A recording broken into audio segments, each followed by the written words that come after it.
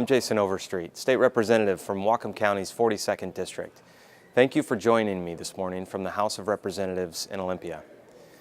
The third week of the 2012 legislative session is coming to a close. Unfortunately, there's been little progress made on the most critical issues facing our state, the economy and the state budget.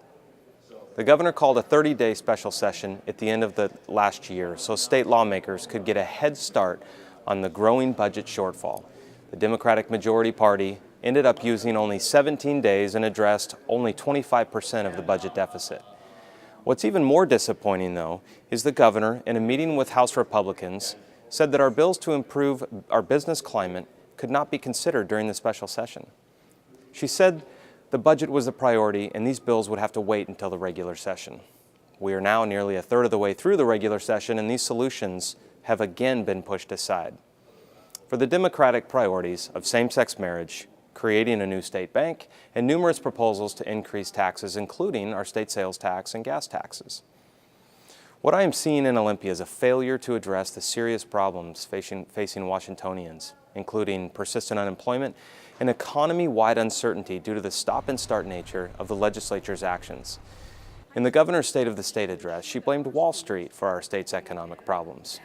While national economic trends do impact us at the state level, it's our state's cumbersome permitting processes, our rules and regulations, and our rising workers' compensation costs that are continuing to deliver uncertainty to the marketplace.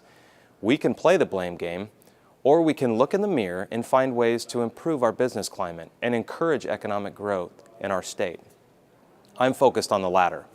For example, I'm sponsoring the Regulatory Freedom and Accountability Act, House Bill 2276. The legislation would extend the state agency rule moratorium imposed by the governor until July 1, 2015. It would require the governor's signature on all final rules. It would require state agencies to determine whether compliance with a rule will result in a specified economic impact.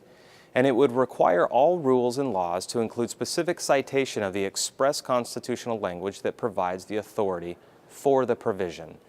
These are common sense reforms that would improve our business climate and get state government off of the backs of small business owners. But yet again, the Democratic majority party is not interested in allowing them to move forward. In addition to strengthening our economy and creating jobs, another one of my priorities is passing a sustainable budget that does not raise taxes.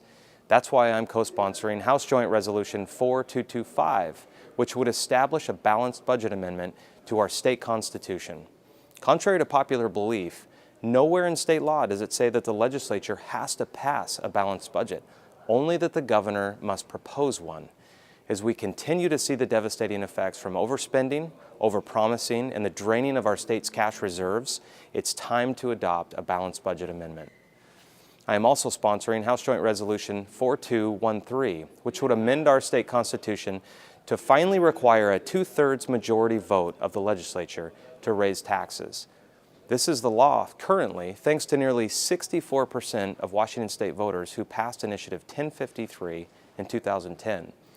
The voters have passed the 2/3 majority law time and time again, and time again the majority party has pushed it aside. And now the governor is going around our state attorney general to see if she can get the voter-approved law ruled unconstitutional. The bottom line is House Joint Resolution 4213 would end the political games, respect the will of the voters, and protect taxpayers into the future. In the weeks to come, I will continue to share more of my bills and solutions that I'm supporting this legislative session. As always, I welcome your feedback. Please don't hesitate to contact me. In closing, I just want to thank the hundreds of you who participated in my telephone town hall meeting on Wednesday, January 25th. We had a great exchange of ideas, and I really appreciate your involvement in the legislative process. I'm State Representative Jason Overstreet. It's an honor and a privilege to serve the people of the 42nd District. God bless you, your family, and the state of Washington.